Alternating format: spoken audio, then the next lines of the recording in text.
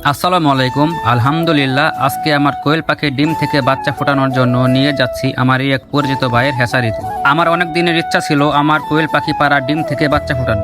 আলহামদুলিল্লাহ 20 দিন ডিম সংগ্রহ করে আমি প্রায় 190টার মতো ডিম পাই। সেখান থেকে আমি 170টা নিয়ে যাচ্ছিলাম হ্যাচারিতে বাচ্চা ফোটানোর জন্য। এই হ্যাচারিতে আপনি সব ধরনের বাচ্চা পাবেন, যেমন হাঁস, মুরগি, টাইগার, কোয়েল ইত্যাদি সবকিছুরই বাচ্চা পাবেন এখানে ইনশাল্লাহ।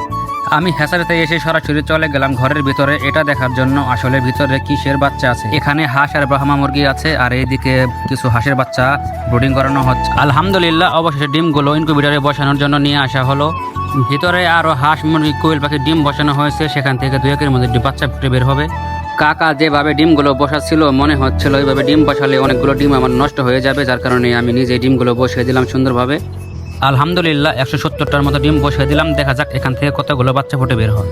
এখান থেকে ভালো একটা হ্যাচিং পাবো আশা করা যায় ইনশাআল্লাহ। আমি পরবর্তী ভিডিওতে আপনাদেরকে দেখাবো আমি এখান থেকে কতগুলো বাচ্চা পেলাম। সবাই ভালো থাকবেন, আল্লাহ হাফেজ।